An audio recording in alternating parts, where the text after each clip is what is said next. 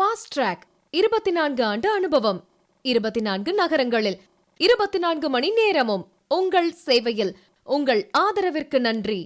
ஒன்னிந்திய நேயர்கள் அனைவருக்கும் அருணோட வணக்கம். வழக்கமா இப்போ முன்னாடி மாதிரி இல்லாமல் இந்தியா வந்து ரொம்ப ரொம்ப டிஜிட்டலைஸ் ஆகிட்டு இருக்கு அப்படின்ற மாதிரி சொல்லியிருக்காங்க. இந்தியா மட்டும் இல்லை, கிட்டத்தட்ட வந்து உலக நாடுகள் எல்லாமே வந்து கிட்டத்தட்ட ஆன்லைன் பேமெண்ட் அப்படின்ற ஒரு மிகப்பெரிய சிலந்தி வலையில் மாட்டியிருக்குன்னு சொல்லலாம். அது ஏன் சிலந்தி வலை அப்படின்னு சொல்லினா எக்கச்சக்கமான பெனிஃபிட் இருக்குது. உங்களுக்கு ஒரு தடவை நீங்கள் வேறு ஏதாவது ஆப் மூலமாக ஒரு ஜிபே டிரான்சாக்ஷன் சம்திங் ஏதோ பண்ணீங்க அப்படின்னா உங்களுக்கு ஒரு கேஷ்பேக் வரும். இல்லை ஏதோ ஒரு இப்போ ஃபார் எக்ஸாம்பிள் ஃபேண்டசிலேருந்து உங்களுக்கு ஏதாவது ஆஃபர் வருது அப்படின்னா அது மூலமாக ஏதாவது ஒன்று வரும். இல்லை வேறு ஏதாவது ஒரு பஜார் சைடு ஏதாவது ஒரு ஆஃபர் மாதிரி வருதுன்னா அதில் வந்து 25% ஆஃப் நீங்கள் இந்த மாதிரி எடுத்தீங்கன்னா இது வரும் அப்படின்ற மாதிரி இந்த மாதிரி பல சலுகைகள் இருக்குது. முக்கியமாக அதுவும் கிரெடிட் கார்டு யூசர்ஸ்க்கு. கிரெடிட் கார்டை பொறுத்த வரைக்கும் உங்களுக்கு வந்து அது ஓகே ஒரு கிவ் அண்ட் பேக் பாலிசி மாதிரி தான். ஆக்சுவலாக நீங்கள் பணம் எடுத்துக்கிட்டாலும் அதுக்கப்புறம் நீங்கள் கட்டி தான் ஆகணும். ஸோ அந்த மாதிரி தான் இருக்கும். ஆனால் டெபிட் கார்டோட கிரெடிட் கார்டுக்கு ஒரு மிகப்பெரிய ஒரு ஸ்கேம் நிறையா இருக்குது அப்படின்ற மாதிரி ரீசன்ட் சர்ச்சில் வந்து சொல்லியிருக்கிறாங்க. முக்கியமாக ஆன்லைனில் எவ்வளோ பேர் டிரான்சாக்ஷன் பண்ணுறாங்க அப்படின்றது தெரில. பட் ஆனால் ஆன்லைன் டிரான்சாக்ஷனில் வந்து கிரெடிட் கார்டுக்கு ஒரு மிகப்பெரிய ஒரு ஸ்கேமர் நடந்துகிட்டு இருக்கிறதா சொல்லிட்டு இருக்கிறாங்க. ஆக்சுவலாக இன்னும் சிம்பிளாக சொல்ல போனோம்னா முதல்ல வந்து கை மூலமாக பணம் மாறப்பட்டுச்சு. ஆனால் இப்போ வெறும் கார்டு மூலமாக தான் பணம் மாறப்பட்டுக்கிட்டு இருக்குது. முக்கியமாக மக்கள் இதுக்கு அடிக்ட் ஆகிட்டு வராங்க. ஒரு ஃபார் எக்ஸாம்பிள் QR கோட் ஸ்கேனராக அந்த மாதிரி போகட்டும், இல்லை வந்து கேஷாக செக்கா அப்படின்றதெல்லாம் கேட்காம இப்போ வந்து கார்டா அதுக்கப்புறம் இந்த ஆப் ஜிபேவா அப்படின்ற மாதிரிலாம் கேட்குறாங்க. QR கோட் காட்டவா ஸ்கேன் பண்ணவா அப்படின்னு. பெட்ரோல் பங்க்கில் இந்த டேட்டா இதெல்லாம் யூஸ் பண்ணக்கூடாது அப்படின்னு சொல்லிட்டு அந்த ஒரு நோட்டீஸ் போட்டிருக்குது. அதே மாதிரி இங்கிட்டு வந்து நீங்கள் வந்து QR கோட் ஸ்கேன் பண்ணி நீங்கள் வந்து யூஸ் பண்ணிக்கலாம் அப்படின்ற மாதிரி இருக்குது. ஸோ இந்த மாதிரி இது ஒரு வகையான அட்வர்டைஸ்மெண்ட்டாக இருந்தாலும் கிரெடிட் கார்டை பொறுத்த வரைக்கும் இந்த ஆடு வந்து ஓகே தான். பட் ஆனால் ஸ்கேம் வந்து டபுள் மடங்காக இருக்குது. முக்கியமாக வந்து உங்கள் கிரெடிட் கார்டை பொறுத்த வரைக்கும் சிபில் ஸ்கோரை அப்பப்போ நீங்கள் செக் பண்ணிக்கிட்டே இருக்க வேண்டியது ஒரு முக்கியமான விஷயமாகும்.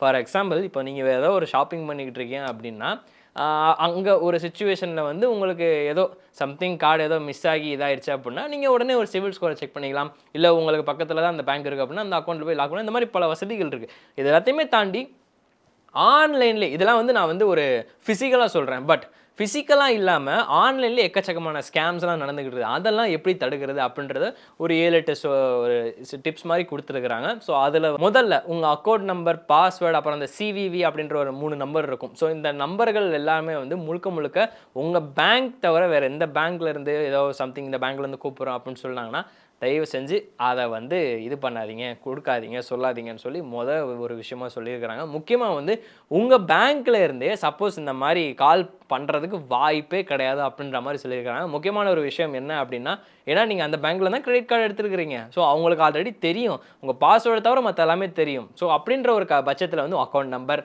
உங்களோட பேன் ஐடி கார்டு, உங்கள் என்ன இது யூஸ் பண்ணுறீங்க, எவ்வளோ டிரான்சாக்ஷன் போயிட்டுருக்குன்னு A to Z உங்கள் அக்கௌண்ட் ஹேண்ட்லருக்கு தெரியுமே. அப்புறம் எப்படி அவங்க அங்கேருந்து கால் பண்ண போகிறாங்கன்ற மாதிரி ஒரு கோரிக்கையாக வச்சுருக்கிறாங்க. ரெண்டாவது, சப்போஸ் உங்கள் கிரெடிட் கார்டு வந்து எங்கேயாவது மிஸ் ஆயிடுச்சு அப்படின்னா முக்கியமாக நீங்கள் பார்க்க வேண்டிய ஒரு விஷயம் வந்து ஆன்லைனில் வந்து நீங்கள் போய் என்ன செக் பண்ணணும் அப்படின்னா உங்கள் கிரெடிட் கார்டு டிரான்சாக்ஷன் வந்து நீங்கள் பண்ண லெவலுக்கு வரையும் தான் இருக்குது. ஆக்சுவலாக இப்போ ஃபார் எக்ஸாம்பிள் வந்து இப்போ வந்து நான் ஒரு ஷாப்பிங் போகிறேன்னு வச்சுக்கோங்களேன். எனக்கு வந்து ஒரு 3 ஜீன் ஒரு ஷர்ட் தேவைப்படுது. ஸோ அது வந்து ஒரு 2000 ருபீஸ்க்குள்ளே ஒரு 3000 ருபீஸ்க்குள்ளே வந்துருச்சு அப்படின்னா நான் ஸ்வைப் பண்ணிவிட்டு கார்டை எடுத்துகிட்டு 3000 பில்லு. ஸோ அந்த இடத்துல என்னோட கிரெடிட் கார்டு காணாமல் போயிடுச்சு. ஸோ பேங்க் அப்போ லீவ். அப்படி இருக்க பட்சத்தில் வந்து உங்களோட ஆன்லைன் டிரான்சாக்ஷன் ஹிஸ்ட்ரியில் வந்து நீங்கள் ஸ்வைப் பண்ணி ரிஃப்ரெஷ் பண்ணிக்கிட்டே இருக்கணும் அப்படின்ற மாதிரி ரெண்டாவது கோரிக்கையாக வச்சுருக்கிறாங்க. ஆக்சுவலாக இது கோரிக்கைன்றத விட இது மஸ்ட் ஃபாலோ பண்ண வேண்டிய ஒரு ரூல்ஸ்ன்னு சொல்கிறாங்க. ஸோ இந்த மாதிரி ஒரு விஷயம் எதுக்கு அப்படின்னா சப்போஸ் உங்கள் கார்டு மிஸ் ஆகி வேறு எங்கேயாவது டிரான்சாக்ஷனில் என்ட்ரி ஆயிருந்தது அப்படின்னா அதை வச்சு நீங்கள் உங்கள் கார்டு எங்கேயோ சம்திங் மிஸ்யூஸ் பண்ணிடுறாங்க அப்படின்ற மாதிரி கண்டுபிடிச்சிக்கலாம் அப்படின்னு ரெண்டாவது ஒரு விஷயம் சொல்லியிருக்கிறாங்க. மூணாவது, ஆன்லைன் விஷயம் பொறுத்த வரைக்குமே வந்து நீங்கள் எதாவது ஷாப்பிங் பண்ணுறீங்க. இப்போ சொன்னேன் இல்லையா, இப்போ ஃபார் எக்ஸாம்பிள் எனக்கு இந்த மாதிரி ஒரு 3 ஷர்ட் ஒரு ஜீன் தேவை அப்படின்னா ஸோ 3000 ஆச்சு அப்படின்னு சொல்லி பார்த்தீங்கன்னா நீங்கள் ஆன்லைன் டிரான்சாக்ஷன் தான் பண்ண போகிறீங்க, கார்டு ஸ்வைப் பண்ண போகிறீங்க அப்படின்னா அந்த கம்யூனிகேஷன், அந்த சர்வர், அந்த நெட்வொர்க் வெப்சைட் எதில் இருக்குது, முக்கியமாக நீங்கள் பார்க்க வேண்டிய விஷயம் HTTPS hyper text transfer protocol அப்படின்ற ஒரு விஷயம் இருக்குதா அப்படின்றத மானிட்டரில் செக் பண்ணிங்க. அதுக்கப்புறமா உங்களோட டிரான்சாக்ஷனை நீங்கள் பண்ணிக்கலாம் அப்படின்ற மாதிரி மூணாவது விஷயம் சொல்லியிருக்கிறாங்க. ஏன்னா அந்த HTTPSன்றது ஒரு மிகப்பெரிய விஷயம். அந்த ஒரு விஷயத்தெல்லாம் ஒட்டுமொத்த வெப்சைட்டுமே ஓடிட்டு இருக்கிற மாதிரி ஒரு பயங்கரமான ஒரு ஸ்டேட்மெண்ட் விட்டுருக்காங்க. ஸோ இதை நீங்கள் வந்து மஸ்ட்டாக ஃபாலோ பண்ண வேண்டிய ஒரு விஷயம்னு சொல்லியிருக்கிறாங்க. அண்ட் முக்கியமாக உங்களோட ஆன்லைன் ஆன்லைன் ஷாப்பிங்காக இருக்கட்டும், இல்லை வந்து வேற ஒரு கார்டு ஸ்வைப் பண்ணுறீங்க அப்படின்னா அந்த இடத்துல வந்து உங்கள் டேட்டா மட்டுமே யூஸ் பண்ண வேண்டிய ஒரு விஷயம் அப்படின்ற மாதிரி சொல்லியிருக்காங்க. ஆக்சுவலாக அது கட்டாயமும் கூட. உங்கள் டேட்டா மட்டுமே ஆன் பண்ணி நீங்கள் அதை யூஸ் பண்ணிக்கணுன்ற மாதிரி சொல்லியிருக்காங்க.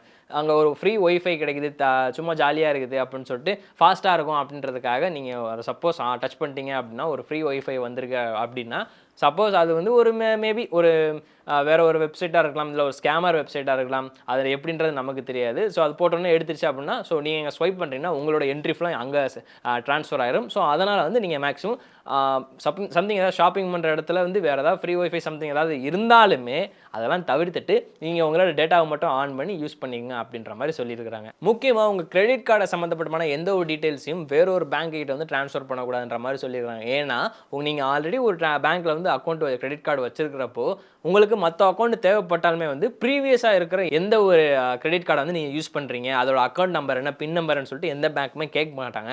ஸோ அப்படி ஒரு பட்சத்தில் ஏதோ ஒரு எஸ்எம்எஸோ இல்லை ஒரு ஃபோன் காலோ ஏதோ ஒரு த்ரெட்னிங் கால் ஏதாவது ஒன்று வந்துச்சு அப்படின்னா இல்லை அப்படின்ற மாதிரி சிம்பிளாக சொல்லிடுங்க. நாங்கள் கிரெடிட் கார்டே எடுக்கல, எங்களுக்கு அப்படி என்னன்னே தெரியாது அப்படின்ற கூட சும்மா ஒரு போய் கூட சொல்லிக்கலாம். அது தப்பே கிடையாது. ஏன்னா நம்ம சேஃப்டியாக பார்த்துக்கணும் இல்லையா? ஸோ இது வந்து ஒரு 6வது பாயிண்ட்டாக சொல்லியிருக்கிறாங்க.